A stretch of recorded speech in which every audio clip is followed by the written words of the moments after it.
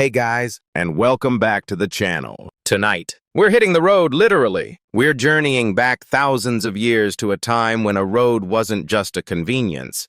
It was a declaration of power, a lifeline for empires, and the very sinew that bound civilizations together. From dusty Mesopotamian tracks to the stone-paved arteries of Rome, these ancient highways shaped the world in ways you can't even imagine. So before you get comfortable, take a moment to like the video and subscribe, but only if you genuinely enjoy what I do here. And let me know in the comments where you're tuning in from and what time it is for you. It's always fascinating to see our global community joining us. Now, dim the lights, maybe turn on that fan for a soft background hum, and let's ease into tonight's journey together. In the ancient world, a road wasn't just a convenience. It was a declaration of power. The moment a ruler ordered a road to be carved through forest, desert, or mountain, it wasn't about ease of travel, it was about control. Roads were empire in motion. Unlike rivers or oceans which nature dictated, roads were human impositions. They cut through geography, tethered distant outposts to capitals, and reminded everyone, from merchant to rebel, that civilization had reach. A good road meant troops could move fast, taxes could be collected efficiently, and goods from the frontier could be brought to the heart of the empire. The earliest known roads go back to Mesopotamia, around 4000 BCE. These weren't paved highways, but compacted dirt paths used for carts and trade caravans. Even then, societies realized something crucial. When people move, ideas, goods, and influence move with them, and whoever builds the path controls the flow. In ancient Persia, the royal road stretched over 500 miles. From Sardis to Susa, it had way stations, rest areas, and royal couriers who could gallop across the empire in record time. Herodotus claimed a message could travel its full length in just 7 days. That speed wasn't just impressive. It was intimidating. It meant that the king's voice could reach every corner of the empire in days, not weeks. But it was the Romans who perfected the road as an imperial instrument. They built over 50,000 miles of stone-paved roads across Europe, North Africa, and the Middle East. Straight, durable, and astonishingly well-engineered. These roads were designed not for beauty, but for efficiency. Marching legions, grain shipments, imperial messengers, each depended on that stone beneath their feet. Roman roads often started with military purposes in mind, but their civilian impact was just as transformative. Farmers could get their goods to markets. Travelers could cross regions in safety. Cities became linked, not just by politics, but by stone and sweat. In every civilization that mattered, the road was never just about transportation.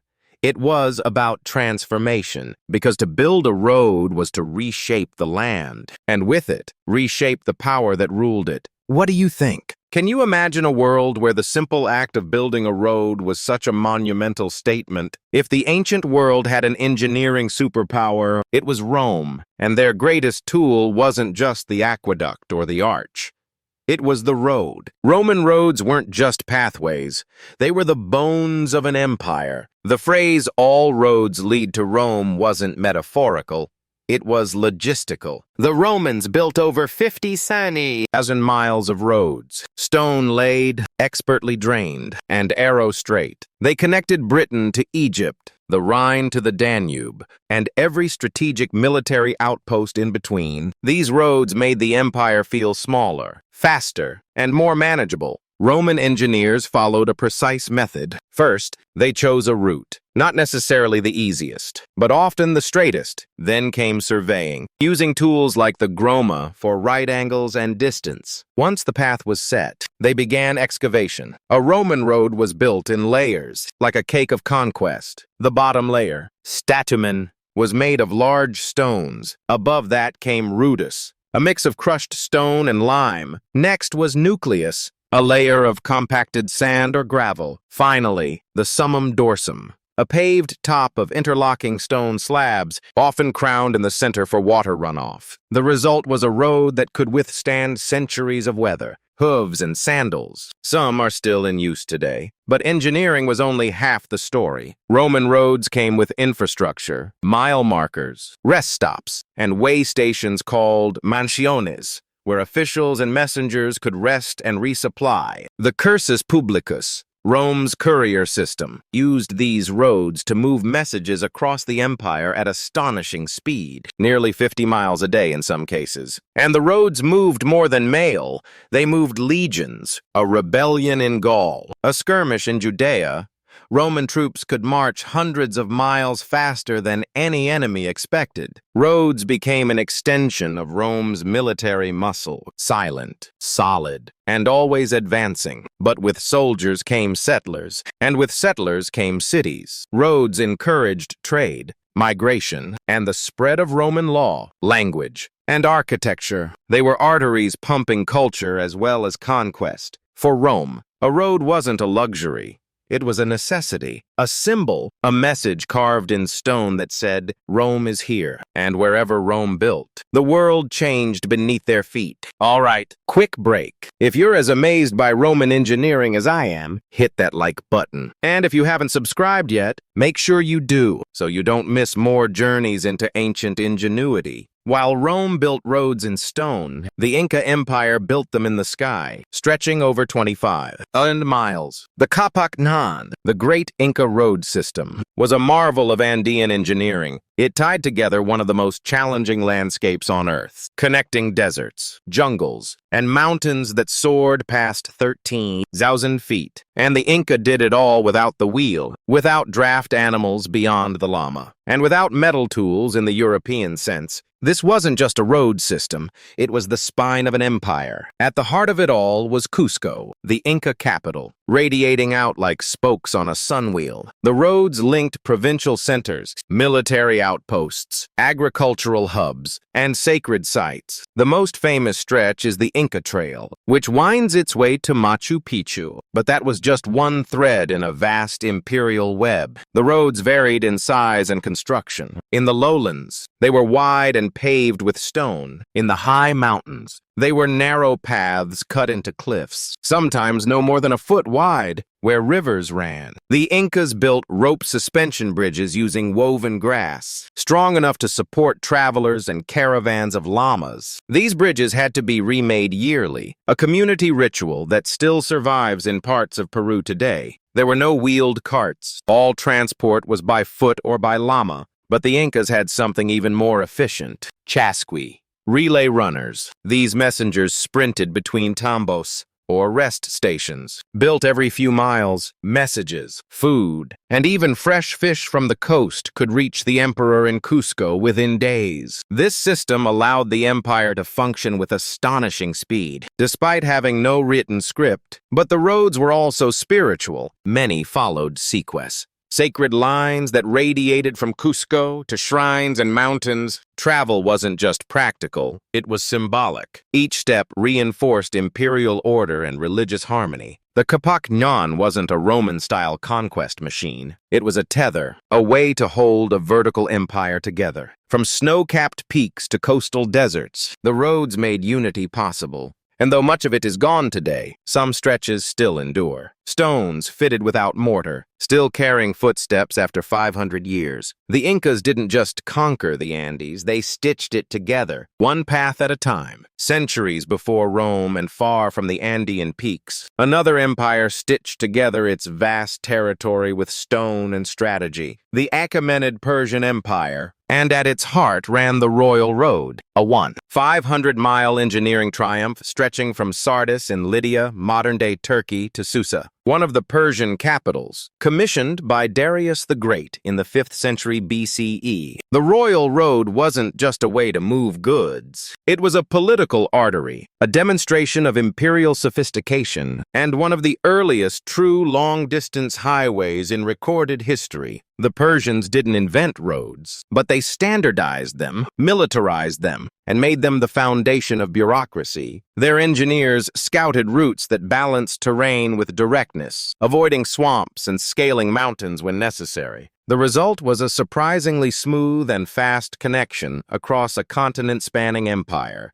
Herodotus wrote that royal messengers could cross the entire royal road in 7 days, a journey that would have taken a regular traveler about 90 days. How? The system of relay stations. Every 15 to 18 miles, there were posting stations with fresh horses and supplies. Couriers would switch horses and continue riding at top speed, a system that prefigured the Pony Express by over 2,000 years. But these roads weren't only for messengers. Merchants, military units, diplomats, and tax collectors used them constantly. The Royal Road helped knit together a multi-ethnic empire that included Greeks, Medes, Egyptians, Babylonians, and more. It made possible something extraordinary in the ancient world. Central oversight of distant provinces, road guards ensured safety, and caravanserais provided shelter and provisions. The entire system relied on maintenance and order, two things the Persian bureaucracy excelled at. Road crews were deployed to fix damage, and tolls were sometimes collected at river crossings or mountain passes. The Persians also pioneered road markers and milestones, tools for measuring distance and ensuring consistency across regions. These practices would echo later in Rome and Byzantium. The Royal Road didn't survive the fall of Persia intact, but its influence lingered. Alexander the Great used it to invade the empire. The Romans later expanded upon the concept. Even today, modern highways follow parts of its ancient route. It proved one powerful idea. An empire isn't ruled by sword alone. It's ruled by the speed of a message and the strength of the road it travels. While the Romans were laying stone in Europe, and the Incas were carving trails through the Andes, another empire was quietly building a road network that would shape the world in a different way. Han Dynasty China. Their roads didn't just connect cities. They stitched together a civilization and fueled the rise of one of the most legendary trade systems in human history, the Silk Road. Under the Han Dynasty, especially during the reign of Emperor Wu-Ah, 141-87 BCE, roads became a tool for expansion and control. The government poured resources into constructing and maintaining long-distance routes that extended from the imperial capital of Chang'an into Central Asia. These roads weren't just for merchants. They were vital military and administrative arteries. Unlike Roman roads, Han roads weren't uniformly stone-paved. Many were hard-packed dirt or gravel, occasionally reinforced with planks in muddy regions or stone slabs in high-traffic areas. But what they lacked in uniform engineering, they made up for in scale and organization. The postal relay system, known as the Yichuan, was remarkably advanced. Stations were placed at regular intervals, complete with fresh horses and accommodations for government messengers. This allowed imperial decrees and tax records to travel across thousands of miles with surprising speed. These roads supported not just governance but diplomacy and trade. Envoys like Zhang Qian, who journeyed westward into Central Asia, opened up contact with cultures as far as Persia and India. Silk, jade, paper, and spices flowed outward. In return, China received horses, glassware, and new agricultural ideas. Security was essential. The Han invested heavily in maintaining military garrisons along the routes, especially near the Gansu Corridor, a narrow, wind-swept strip of land that acted as a gateway between China and the West. Watchtowers, beacon mounds, and walled settlements dotted the road, creating a lattice of imperial presence. Culturally, the road system enabled the spread of Confucianism, Buddhism, and administrative practices across diverse regions. Travelers, monks, soldiers, and merchants moved ideas along with goods, shaping a unified identity that would last long beyond the Han. Han roads weren't built to impress, they were built to endure. And while many vanished beneath later cities or were reclaimed by dust and desert, their legacy remained. Because through these roads, China didn't just defend its borders, it opened a door to the world. The ancient Greeks are rarely celebrated for their roads. They didn't build grand highways like the Romans or stretch vast networks like the Persians. But what they did build, though more modest in scale, reveals how roads could shape not only commerce and war, but culture, religion, and identity. Greece's rugged, mountainous terrain made road building difficult and expensive. So instead of imperial highways, the Greeks developed a patchwork of stone-paved local routes, often connecting city-states rather than unifying a vast empire. These roads followed natural terrain and were typically narrow, just wide enough for pack animals or chariots. Yet despite their simplicity, they played a crucial role in the Greek world. One of the most famous routes was the sacred way from Athens to Eleusis, used during the Eleusinian Mysteries. Religious festivals dedicated to Demeter and Persephone. Each year, thousands of initiates walked this road in a grand procession, chanting hymns and carrying offerings. For them, the road was not just a path, it was a rite of passage. A journey from the world of the living into mystery and transformation. Another iconic route was the Pan-Hellenic Road leading to Delphi, the home of the Oracle of Apollo. Pilgrims, kings, and philosophers alike took this winding road through mountains and valleys to consult the oracle. Along the way were treasuries, shrines, and inscribed stones, forming a spiritual journey as much as a physical one. But Greek roads weren't only sacred. They were used by soldiers, philosophers, and traders. Think of Xenophon's Anabasis, describing the long retreat of Greek mercenaries through Persia, a brutal road-bound odyssey. Or imagine Socrates, who often walked from the agora to the academy or the lyceum to teach under the open sky, his feet tracing worn paths of dialogue and debate. What set Greek roads apart wasn't their engineering. It was their integration into daily life. They weren't built by emperors to display dominance. They emerged organically, shaped by marketplaces, sanctuaries, and social rituals, and through them, ideas traveled just as fast as soldiers or carts. Philosophy, theater, democracy, even Olympic athletes. They all moved on dusty, narrow roads that wound through olive groves and city gates. Simple as they were, Greek roads carried the weight of a civilization that changed the world. Not by force, but by thought. In ancient India, roads weren't just channels of commerce. They were arteries of spiritual life, imperial governance, and cultural exchange. From the Mauryan Empire in the 3rd century BCE to later Gupta rule, Indian civilizations developed a remarkably organized road network that connected fertile river valleys, coastal ports, trade towns, and holy cities. The most transformative period for ancient Indian roads came under Emperor Ashoka,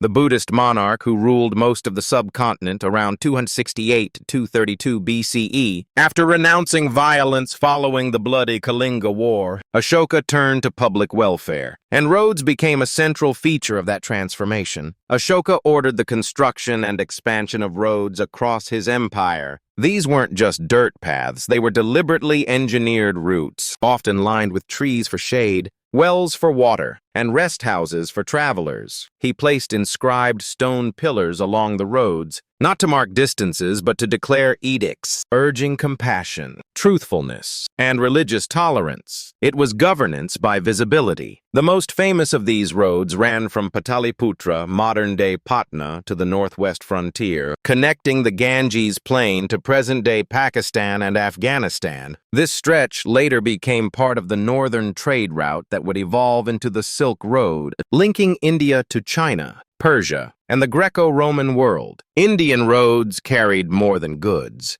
They carried faiths and philosophies. Buddhist monks walked these roads to spread their teachings. Hindu pilgrims used them to journey between sacred rivers and temples. Even Jain sages took to these routes in quiet contemplation. The roads became bridges between ideas. Trade flourished. From the eastern coast, goods like spices, textiles, ivory, and gems traveled inland and outward. Reaching Roman ports and Central Asian markets, roads linked urban centers like Taxila, Ujjain, and Varanasi, each a hub of commerce and scholarship. Though many Indian roads were not paved like Roman ones, they were maintained seasonally, especially before monsoon rains. Engineers used gravel, wood planks, and packed earth, often elevated slightly to prevent flooding. What made India's ancient road system unique wasn't brute force, it was plurality. Roads served kings, farmers, saints, and scholars alike.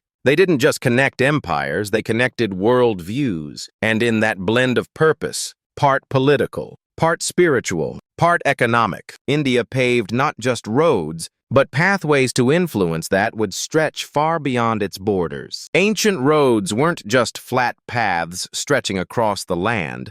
They were feats of engineering that overcame rivers, ravines, and rugged terrain. To build effective roads, civilizations had to master the art of bridge building, drainage, and durable construction. The Romans were pioneers in bridge engineering. Their roads often crossed vast rivers using stone arch bridges, structures that could support heavy loads and endure centuries. The Ponte Milvio in Rome and the Alcantara Bridge in Spain are prime examples. The Roman arch used keystones and carefully cut stones, distributing weight perfectly. Their bridges weren't just practical.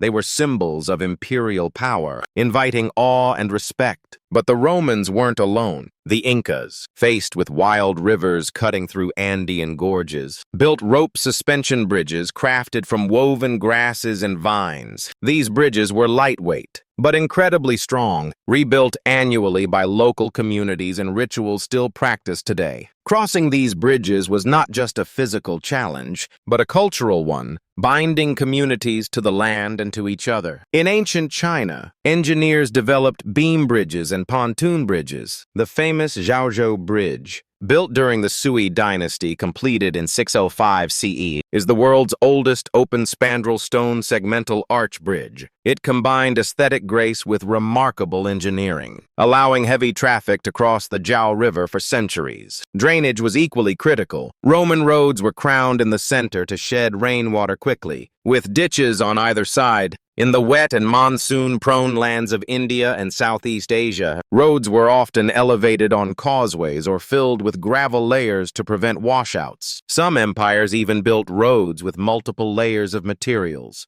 compacted soil, stones, gravel, and paving slabs to ensure durability beyond bridges and drainage. The creation of way stations and mile markers along ancient roads provided travelers with rest, supplies, and orientation. Early versions of highway rest stops. These engineering achievements didn't just facilitate movement, they shaped economies. Warfare and culture. A bridge could mean the difference between an army crossing into enemy lands or being stopped cold. A well-maintained road could mean the survival of a city through trade and communication. Ultimately, the engineering behind ancient roads was an expression of human ingenuity, a testament to how societies adapted to and reshaped their environments to move people, goods, and ideas across vast landscapes. Throughout history, ancient roads were more than mere pathways. They were the lifelines that allowed empires to thrive, expand, and endure. Roads connected distant cities and remote villages, enabling trade, communication, and cultural exchange that defined civilizations.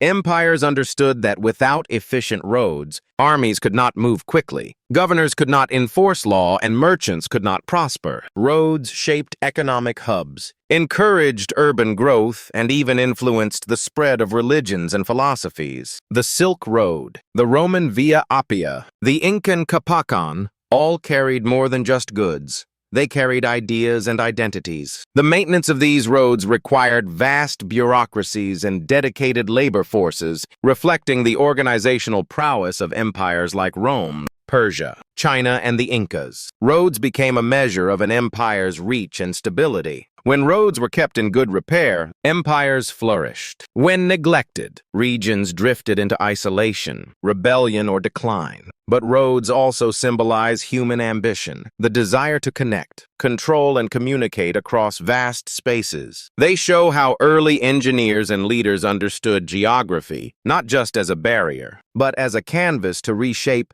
Today, many ancient roads lie beneath modern highways, while others remain as archaeological treasures. They remind us that the infrastructure we often take for granted was once a monumental achievement, paved with sweat, stone, wood, and ingenuity. The legacy of ancient roads is alive in every journey we take, every letter sent, and every trade route that links our globalized world. They are the silent architects of empire, culture, and civilization. In essence, the story of ancient roads is the story of humanity itself, ever on the move, building bridges, both literal and metaphorical, across time and space. It's incredible to think about, isn't it, that these ancient pathways, some thousands of years old, still dictate so much of our modern world. Which of these ancient road systems fascinates you the most, and why? Let me know your thoughts in the comments below. Thank you for joining me on this incredible journey down the ancient roads of history. If you enjoyed this exploration, please give this video a like. And if you haven't already, make sure to subscribe and hit that notification bell so you don't miss out on our next adventure. Until then, travel well and stay curious.